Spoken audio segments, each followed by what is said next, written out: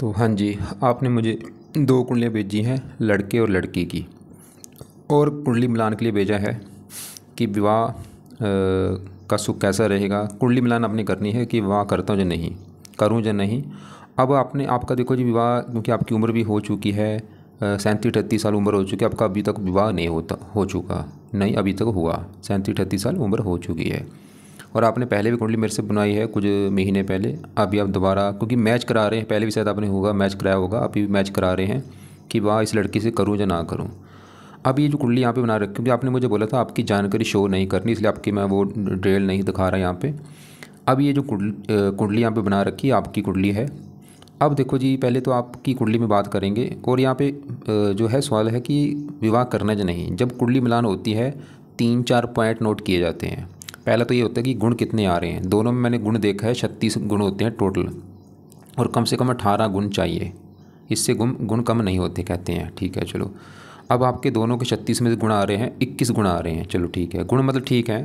दूसरा होता है कि मंगल दोष है या नहीं। दोनों में मंगल दोष नहीं है, क्योंकि आपका मंगल बैठा है 11वें घर में, लड़की का भी मंगल मैंने देखा 11वें घर में बैठा है, मंगल दोष नहीं है। तीसरा होता है गुण मिला, एक नाड़ी दोष होता है, नाड़ी दोष भी नहीं बना, वो भी चलो ठीक है। तो 3 पॉइंट आपके क्लियर हो रहे हैं, गुण भी अच्छे हैं, मंगल दोष भी नहीं है और नाड़ी दोष भी नहीं बना। लेकिन भाई ये इनको मैं इतना बड़ा चीज़ नहीं मानता, क्योंकि टाइम वेस्ट वाली चीज़ है। मेन होता है 7वां घर देखना, और आजकल वो कोई नहीं देखता। खाली आजकल पंडित क्या देखते हैं भाई, चलो गुण अच्छे हैं कर दो विवाह, वो बड़ी बात नहीं है भाई। गुण चाहे 36 में से 36 गुण आ रहे हैं, वो कोई बड़ी बात नहीं है।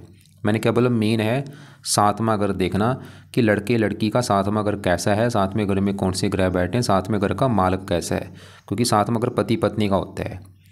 जैसे कि देखो जी, ये 12 घर यहाँ पे लिखे हैं। ये पहला घर आपका शरीर है, आपका शरीर स्वभाव रंग रूप पहले घर से। दूसरा घर आपका धन, तीसरा छोटे भाई बहन, चौथा माता मकान वाहन, 5 में से आपके बच्चे देखेंगे, छठा आपका शत्रु रोग कर्जा, और 7वां घर है आपकी पत्नी का घर, जो हमने जानना है।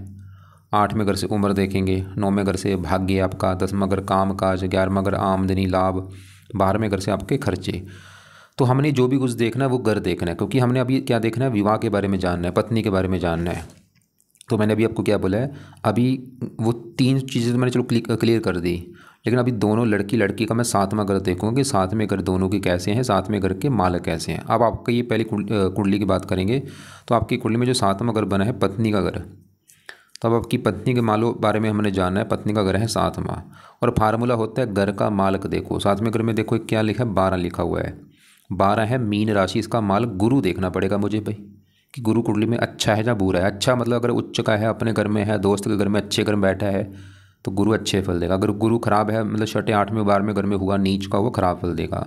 तो 7वें घर के मालक गुरु को देखना पड़ेगा, और गुरु कहाँ बैठा है, आपका यहाँ बैठा है 8वें घर में, खराब घर में। एक तो आपको भाई मुझे गुरु को देखना पड़ेगा। इसके अलावा 7वें घर में कौन से ग्रह आपके बैठे हैं, कौन सा ग्रह बैठा है, राहु बैठा है, तो राहु को भी देखना पड़ेगा।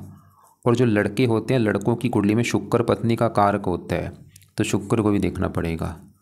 टोटल आपकी कुंडली में 7वें घर, मतलब आपके विवाह के लिए मुझे 3 ग्रह देखने पड़ेंगे। 7वें घर में बैठे राहु को, 7वें घर का भला मालक गुरु, और शुक्र पत्नी का कारक है, विवाह का भी कारक है। सबसे पहले मैं 7वें घर में बैठे अगर राहु की बात करूँ, आपको शायद मैंने पहले भी आपकी कुंडली में बताया होगा कि भाई जब, क्योंकि भाई मैं हज़ारों कुंडलियाँ बना चुका हूँ, और मैंने क्या देखा है कि जब भी राहु 7वें घर में होता है, ये बंदे को विवाह का सुख मिलने नहीं देता। विवाह में दिक्कतें जरूर आती हैं, पक्का गारंटी है। बहुत सारी कुंडलियाँ देखिए, आप भी चाहे फार्मूला नोट कर लेना, आप भी किसी कुंडली में अगर राहु आपको दिख जाए किसी भी कुंडली में, तो उस बंदे को विवाह में दिक्कत जरूर आएगी। क्योंकि राहु क्या है, दानव ग्रह है, ये सांप का कारक। आपको पता होगा सांप है वो क्या करता है, जहाँ बैठेगा वहाँ पे जहर उगल देता है, उस जगह जहरीला कर देगा। ये राहु है। ये अगर किसी का 5वें घर में बैठा है, ये संतान का घर, उसको संतान को लेकर दिक्कत आएगी। अगर चौथे घर में बैठा है, चौथा घर माता का, माता को लेकर दिक्कत है। अगर 10वें घर में बैठा है पिता घर, पिता को लेकर दिक्कत है। अब क्योंकि 7वां घर पत्नी का है, तो राहु पत्नी को लेकर दिक्कतें पैदा करता है, और सबकी दिक्कतें अलग अलग होती हैं।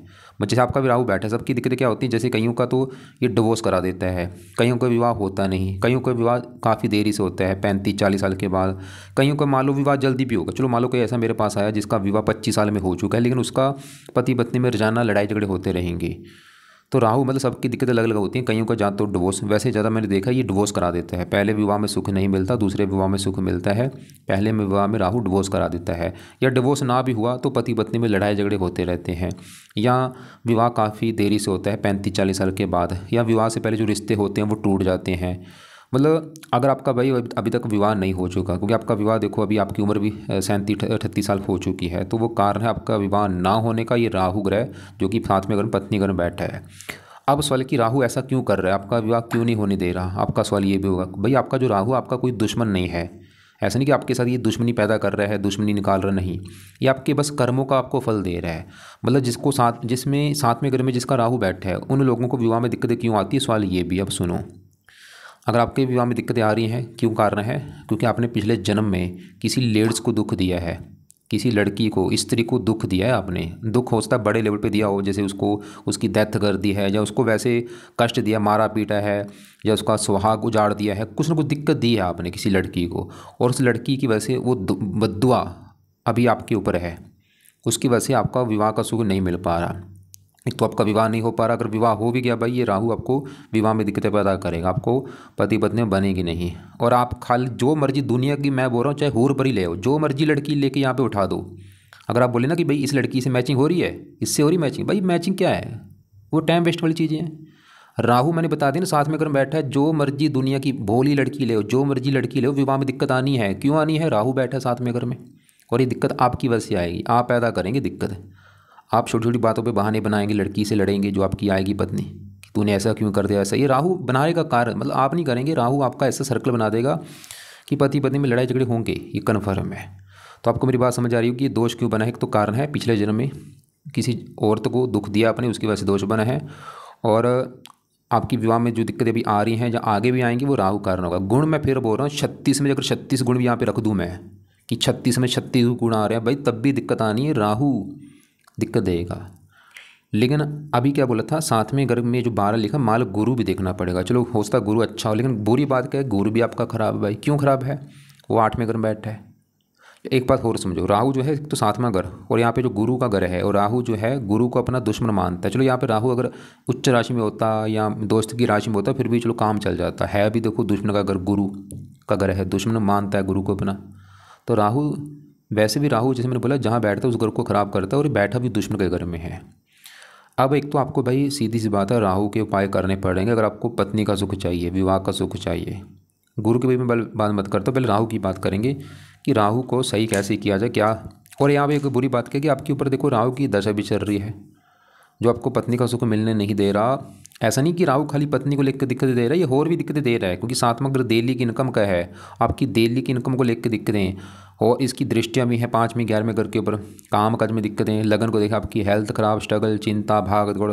9वीं तीसरे घर के ऊपर नीच राशि, मतलब फजूल की भाग दौड़ होगी, पढ़ाई, मतलब हज़ारों दिक्कतें दे रहा है ये। अभी अगर आपकी लाइफ में जो भी दिक्कतें परेशानियाँ आ रही, चाहे आपके काम काज में दिक्कतें आ रही हैं, चाहे आप आगे नहीं बढ़ पा रहे, कुछ भी मैं लिख के दे सकता हूँ, वो कारण है राहु ग्रह। तो अब राहु के उपाय भाई, मतलब अगर आप करते हैं हज़ारों दिक्कतें दूर होंगी।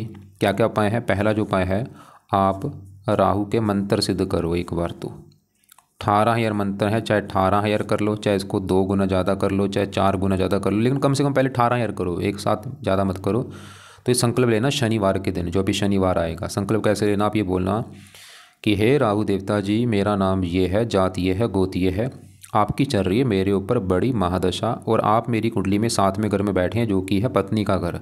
मुझे अभी तक पत्नी का सुख नहीं मिल पा रहा, प्लीज़ मैं चाहता हूँ आप मुझे अच्छे फल दो, मुझे विवाह मेरा हो जाए, पत्नी अच्छी मिले जिसके साथ आगे अच्छी बने। तो मैं अपनी गलती मानता हूँ जो भी मेरे से हो चुकी हैं, इसलिए आपके जो मंत्र है वो मैं पूरे अभी करने जा रहा हूँ। तो शनिवार को शुरू करके ये मंत्र पूरे कर लेना भाई। ये पूरे करने में आपके चाहे लग जाए 11 दिन, चाहे 21 दिन, चाहे 40 दिन, चाहे 2 महीने भी लग जाएं, मंत्र पूरे कर लो। मंत्र 3 शब्दों का मंत्र है, ओम राहवे नमः, ओम राहवे नमः। मंत्र पूरे करके फिर आप चाहे इनको छोड़ देना। दूसरा पाया आपने नहीं छोड़ना जब तक दशा है, ये आपकी देखो दशा 26 तक है, 1 साल की भी दशा है। वैसे भी आपका जब तक आपका विवाह नहीं हो जाता, मैं बोलूँगा ये पाठ जो है राहु कवच का पाठ पढ़ते रहो या इसको सुना करो। और एक है राहु स्तोत्र का पाठ। तो ये दोनों पाठ कब तक पढ़ने हैं, जब तक आपका विवाह नहीं हो जाता। तो पाठ भाई शाम के समय या रात के समय बैठ के पढ़ा करो या इनको सुना करो। और पाठ पढ़ने के बाद भी प्रार्थना करो कि आपके मैंने पाठ इसलिए पढ़े हैं क्योंकि आप मेरे विवाह के घर में जो बैठे हैं, मेरा विवाह नहीं हो पा रहा, मेरा विवाह हो जाए। चौथा उपाय जरूर करना है वो है राहु का दान करो जितना हो सकता है। दान ही इसको शांत करेगा, इसकी पावर जो 11 है इसको जीरो कर देगा। कैसे पावर कम होगी? दान करने से। जो भी दान है भाई रोजाना दान करो, लेकिन एक सबसे बेस्ट दान है 7 प्रकार के अनाज लेके पंछियों को डाला करो भाई। सतनाजा इसे कहते हैं। रोजाना पंछियों को डाल दो, मछलियों को डाल दो, चींटियों को डाल दो। नीले कपड़े मत पहनो। और राहु के लिए कुछ देवी देवताओं का सहारा ले लो। शिव जी से राहु अच्छा होता है, अगर आप शिव जी की सिफारिश लगवाते हैं उससे भी राहु अच्छा हो जाएगा। मतलब शिव जी का पाठ पूजा करो, वो भी सिफारिश लगा के राहु को सही कर देगा। हनुमान जी की पूजा उपासना कर लो, हनुमान जी के पाठ पढ़ो, इससे भी राहु अच्छा हो जाता है। दुर्गा चालीसा पढ़ लो। तो ये चीज़ आपको फॉलो करनी पड़ेगी जो मैंने बताई है। नीले कपड़े मत पहनो और बुरे कर्मों से बचो। अंडे खाने बंद कर दो, मीट खाना बंद कर दो, नशे करने बंद कर दो, गाली गलौज करते हो बंद कर दो, निंदालोचना करते हो बंद कर दो, बेईमानी करते हो बंद कर दो। अच्छे कर्म करो, धार्मिक बनो, क्योंकि जो बंदा धार्मिक होता है उसको राहु कष्ट नहीं देता। और सबसे एक बेस्ट उपाय वो क्या है अब सुनो। क्योंकि राहु मैंने आपको क्या बोला था, दिक्कत क्यों दे रहा है आपको पत्नी वाली, क्योंकि आपने पिछले जन्म में किसी लड़की को, लेडीज़ को, औरत को दुख दिया है। वो तो अभी भुगा नहीं जानता क्या दुख दिया है। तो आप अभी क्या करो भाई, आप लेडीज़ की इज्जत करनी शुरू कर दो। जितनी भी लेडीज़ है, लड़की है चाहे छोटी है बड़ी है, उनकी हेल्प करो किसी न किसी प्रकार से। उनकी है मतलब जैसे मर्जी मान लो, जैसे मान लो आपको कोई बुजुर्ग लेडीज़ दिख जाए, उसको कोई पैसा दे दो, दान दे दो। या कोई घर के आसपास कोई ज़रूरतमंद लेडीज़ है जिसको बीमार है, उसको हॉस्पिटल लेके चले जाओ, उसकी हेल्प करो। घर की भी जो स्त्री हैं आपकी, चाहे माता है, चाहे चाची है, दादी है, परदादी, जो मर्जी है, उनकी इज्जत करो। और भी कोई बखारन दिख जाए, कोई मतलब कोई भी लड़की लेडीज़ है भाई, बुरा भला उसको मत कहना और उसकी हेल्प करो। चाहे उसको पैसे का दान करो, कपड़े का दान करो, बेसहारा स्त्रियों को इज्जत करो, हेल्प करो। कोई जो मतलब लेडीज़ पर की आप इज्जत करनी शुरू कर दो भाई। बस ये दोष आपका जो बना है ना पिछले जन्म वाला, ख़त्म हो जाएगा। तो ये चीज़ें नोट जरूर करना, ये जरूर करना जो मैंने लेडीज़ वाला काम बोला है। अब बात करते हैं साथ में घर के मालिक गुरु की, कि गुरु कैसा है। बुरी बात क्या है कि गुरु भी आपका 8वें घर में बैठा है, घर है अच्छा नहीं। 8वां घर खराब घर, इस घर से आयु, मृत्यु, मृत्युजल कष्ट, लंबी बीमारी, दुर्घटना, गुप्त रोग, ऐसी चीज़ देखते हैं। तो गुरु भी आपका, क्योंकि 7वें घर का मालिक है, विवाह भंग योग बना है। गुरु भी दिखा रहा है कि आपको भाई विवाह में दिक्कतें आएंगी, पत्नी को लेकर दिक्कतें आएंगी। वो दिक्कतें क्या होंगी? एक तो विवाह में देरी होगी आपके, और विवाह अगर हो भी गया पत्नी से बनेगी नहीं, लड़ाई झगड़े होंगे। और 8वां घर बीमारी का, पत्नी बीमार, गुरु आपकी पत्नी को बीमार कर सकता है, या पत्नी को कोई कष्ट दे सकता है, या आपकी पत्नी की डेथ हो सकती है, या डेथ ना भी हो, डिवोर्स हो जाना, या पत्नी का बीमार होना, या पत्नी से लड़ाई झगड़े होना, कुछ ना कुछ पत्नी को भी लेकर गुरु दिक्कतें देगा। और अभी गुरु की आगे दशा भी आने वाली 26 के बाद, 10वां महीना 26 के बाद। अब गुरु के भी सवाल की क्या किया जाए ताकि गुरु भी आपका अच्छा हो जाए, ये बुरे फल ना थे। तो गुरु का लिए आपको पहला उपाय है सुबह के टाइम भाई गुरु का मंत्र जाप करना शुरू कर दो। चाहे 1 माला कर लो, 2 कर लो, 3 कर लो, वो आपकी मर्जी, सुबह का टाइम। और एक गुरु का मंत्र सुबह करना है, संकल्प लेके शुरू करना। गुरुवार अभी जो आएगा, चाहे अभी आप 1 महीने के बाद शुरू कर दो, आपकी मर्जी है। मतलब जब भी शुरू करेंगे गुरुवार, और संकल्प लेना कि हे गुरु देवता जी, मेरा नाम ये है, जात ये है, गोत ये है, आप मेरी कुंडली में 7वें घर के मालक हैं, जो कि है विवाह का घर, पत्नी का घर। मुझे अब तक विवाह का सुख नहीं मिल पा रहा, मैं चाहता मेरा विवाह हो जाए, पत्नी भी अच्छी मिले, इसलिए आपका प्लीज़ मैं रोजाना भी मंत्र जाप करूँगा। मंत्र है ओम ब्रह्म बृहस्पति नमः। दूसरा इसके जो पाठ है वो पढ़ो, बृहस्पति कवच का पाठ पढ़ लो, बृहस्पति स्तोत्र का पाठ पढ़ लो। और इसके हो सके अगर आपको व्रत रखना आता है, बृहस्पतिवार का व्रत रखो, व्रत कथा करो, और इसकी आरती किया करो। व्रत आपने मान लो जिस दिन गुरुवार होगा, सुबह उठ के नहा धो के प्रार्थना करो कि हे गुरु देवता जी, आज दिन है गुरुवार, आज आपका मैं व्रत रखने लगा। व्रत में अपने दिन में कुछ नहीं खाना, रात को ही भोजन करना है। दिन में वैसे आप फल फ्रूट खा सकते हैं, और व्रत कथा सुन लेना। और आरती तो मैं बोलूँगा रोजाना किया करो। आरती आपने आप यूट्यूब पर सर्च करना, वहाँ पर लिखना गुरु देवता की आरती, या ऐसे लिख लेना बृहस्पति देवता की आरती। छोटी सी आरती है, वो आप पढ़ा करो या सुना करो, ये पाठ पूजा के बाद। पुखराज का भी धारण मत करना। अब आपकी पत्नी के लिए मैंने बोला था 3 ग्रह देखने पड़ेंगे। हमने राहु देखा, वो भी भाई बुरी, मतलब बड़ा कारण वैसे राहु है। और 7वें घर का मालिक गुरु, वो भी 8वें घर में बैठा है। अब शुक्र जो है पत्नी का कारक विवाह का, वो चलो ठीक है 11वें घर में बैठा है, वो कोई ना, आपको ठीक है, चलो वो आपका सही है। लेकिन फिर भी आप शुक्र का भी मंत्र आप करते हो तो काम और अच्छा होगा आपका। तो शुक्र का मंत्र आप शाम के समय भी आप इसको चाहे कुछ महीने का, मैं आपको ऐसे नहीं बोलूँगा आज सभी चीज़ें शुरू कर दो। शुक्र का मंत्र आप चाहे 1 महीने के बाद शुरू कर देना, और ये शाम के समय ये भी आप 1-2 माला कर लिया करो। मंत्र है ओम शुम शुक्राय नमः।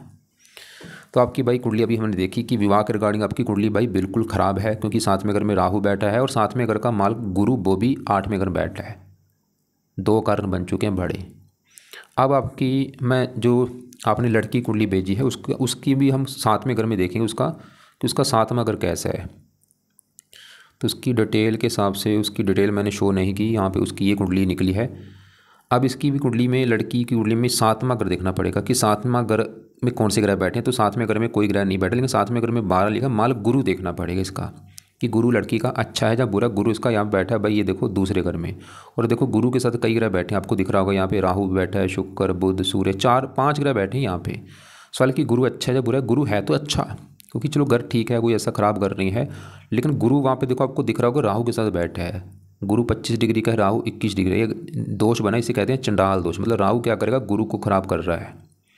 और इसकी मतलब लड़की कुंडली में देखो जी, पति घर का माल 7वें घर का माल गुरु है, और पति का कारक भी गुरु होता है। जैसे आपको मैंने बोला था लड़कों की कुंडली में शुक्र पत्नी का कारक होता है। कोई भी लड़का जो है उसका शुक्र जरूर देखना पड़ता है।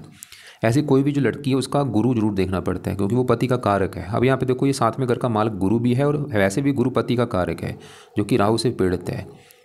और शुक्र विवाह का कारक वो भी राहु से पीड़ित है। और अभी इसकी दशा है मंगल की दशा के बाद राहु की दशा भी आने वाली 27 में। मतलब इस लड़की की भी कुंडली के हिसाब से राहु की जब दशा आएगी खासकर, उसमें थोड़ा सा पति पत्नी मनमुटाव होगा। राहु क्योंकि गुरु को खराब करेगा, शुक्र को खराब करेगा। लेकिन चलो इतना मैं बड़ा कारण भी ये नहीं मानूंगा, क्योंकि अगर हाँ ये 6, 8, 12वें घर में होते दिक्कतें ज़्यादा आती। और इसकी नवाज कुंडली में 7वें घर का मतलब गुरु वैसे अच्छा है, 9वें घर में बैठा है। तो इस लड़की की कुंडली जो है उसका भी देखो 7वें घर का मालक गुरु, और 7वें घर से 8वें घर में बैठा है, और राहु के साथ बैठा है। दुश्मन की राशि है, वो भी थोड़ा सा राहु से पीड़ित है। बड़ा कारण है गुरु पीड़ित होने का राहु की वजह से। और अभी राहु की आगे दशा भी आने वाली 27 में। अब आप मुझे बोलेंगे भाई मैं इस लड़की से विवाह करूँ या ना करूँ। मैं फिर बोलूँगा भाई दुनिया की कोई भी लड़की ले आओ आप, दिक्कतें आनी है आपकी वजह से आनी दिक्कतें। आप सही बनो। मतलब आप क्या करना है, एक तो भाई ज़्यादा जिससे विवाह करना है ज़्यादा कुंडली मिलान मत करो। मैं अपनी बात करूँ, मैं ज्योतिषी हूँ, मैंने विवाह पीछे किया, मैंने कोई कुंडली मिलान नहीं की। क्यों नहीं की? क्योंकि जिससे आपका विवाह होना है वो होके रहेगा। वो भगवान ने पिछले जन्म में लिख रखा है। 3 चीज़ें हमारे हाथ में नहीं है। जब हम पैदा होना होके रहेंगे, मरना है 1 सेकंड भी हमें फालतू नहीं मिलेगा। जिस दिन मरना है, जैसे मरना है मर के रहेंगे, और जिससे विवाह होना है जिस दिन विवाह होना है होके रहेगा। तो ज़्यादा कुंडलियों के चक्कर मत पड़ो कि उससे मिलान कर लूँ उससे। मतलब बस आप ये सोच लो, जो भी आपकी पत्नी आ रही है आपने ये नोट कर लो भाई, फालतू में उससे लड़ाई झगड़े मत करना। बातें ऐसी बनेंगी मतलब लड़ाई वाले, लेकिन आपने कंट्रोल रखना है, समझौता अपनाना है, पत्नी से बिल्कुल लड़ाई झगड़े नहीं करना, प्यार से रहना है, तभी आपका विवाह का सुख अच्छा रहेगा। ये नो कि छोटी छोटी बातों पे कि तूने ये टीवी ऐसा क्यों लगा लिया, तूने ये खाना में नमक डाल दिया, फलाना डिमका, ऐसे मत करना भाई, क्योंकि ये चीज़ें कराहू पैदा कराएगा आपसे। तो अब मैं फिर बोलूँगा वो लड़की से विवाह करो। अब आपकी कुंडली के हिसाब से जो मैंने उपाय बता दिए हैं वो तो करने हैं। अब लड़की की कुंडली के हिसाब से क्या उपाय हैं, उसके जो उपाय हैं, एक तो उसकी क्योंकि राहु की वजह से वो दिक्कतें आएंगी और आगे राहु की दशा आने वाला है, तो उसको भी राहु के जो 3 उपाय हैं उसको बोलो। राहु कवच का पाठ पढ़ना है, राहु स्रोत का पाठ उसने पढ़ना है, और राहु का उसको दान शुरू करवा देना। और उसके पति घर का मतलब गुरु है, तो उसको भी गुरु का मंत्र जो है वो बोल देना, और गुरु के जो पाठ हैं वो पढ़े, और गुरुवार का वो व्रत रखे। जब आपका विवाह हो जाएगा, मतलब विवाह करो, बिल्कुल करो, कोई दिक्कत नहीं है। बाकी उपाय जरूर करो, और जितना हो सकता है दोनों पति पत्नी अपना रोजाना भाई जितना हो सकता है, देखो 24 घंटे में कम से कम 1 घंटा भगवान के लिए निकालना है दोनों ने। सुबह शाम मंदिर जाओ, पाठ पूजा करो, भजन कीर्तन करो, नाम जपो, फिर ये जितने भी दोष हैं सब खत्म हो जाते हैं कुंडली में। क्योंकि मैंने आपको पहले भी समझाया कि जो दोष बनते हैं क्यों बनते हैं, हमारे कर्मों के हिसाब से बनते हैं।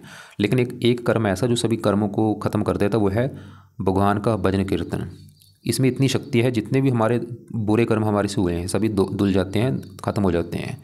तो विवाह जिससे भी मर्जी करो, मैं आपको नहीं बोलूँगा इससे कर लो या दूसरी से कर लो, कोई भी लड़की से विवाह भाई कर लो, कोई बात नहीं है। बस पाठ पूजा शुरू कर देना, उससे भी कराना है, आप भी पाठ पूजा करो, अच्छे कर्म करो, बुरे कर्मों से बचो, लोगों की हेल्प करो, मतलब बेईमानी किसी के साथ मत करो, लड़ाई झगड़े मत करो लोगों। और भी अपनी सबसे मेन मैंने क्या बोला, पाठ पूजा करना है, नाम जपना है, जो आपका धर्म है।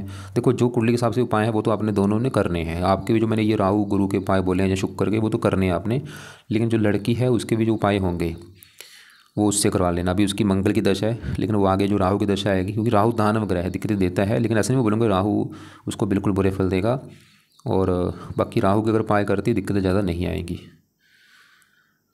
तो क्योंकि देखो मैं फिर बोल रहा हूँ, ये जो राहु है मैंने भाई बहुत सारी कुंडलियाँ देखी हैं, दिक्कतें देता है हाँ, लेकिन शर्त है, ऐसा नहीं कि सभी, कुछ मैंने देखा है लोगों के ऊपर राहु मतलब साथ में अगर मैं हो दिक्कतें नहीं आती। क्यों नहीं आती? क्योंकि वो बंदा जो धर्म का सहारा ले रहा है, पाठ पूजा करता है, उसका स्वभाव अच्छा हो चुका है, सबसे प्यार से बोलता है, मतलब क्योंकि लड़ाई झगड़े होने का कारण क्या है? लड़ाई झगड़े का कारण गुस्सा होता है, गुस्सा ही लड़ाई झगड़े कराता है। उसको छोटा बोल देना कि तू ऐसी है, तू वैसा है, फलाना ढिमका है, ये कारण बनते हैं। तो वही कारण है, अगर उस पर हम कंट्रोल कर लें, लड़ाई झगड़े करना ही नहीं, मन में बैठा लें कि जो मर्जी हो जाए, मैंने आपसे लड़ाई झगड़े नहीं करना, फिर लड़ाई झगड़े नहीं होते। बाकी आप ऐसा करना, आपको लग रहा है कि कोई, फिर भी आप मुझे चाहे कॉल करके पूछना है, कुछ पूछ लेना। क्योंकि अभी आपको देखो मैंने आपके दूसरे ग्रह ज़्यादा कवर नहीं किया है, क्योंकि मैंने मेन फोकस किया है विवाह के ऊपर, चाहे वो लड़की चाहे लड़का है।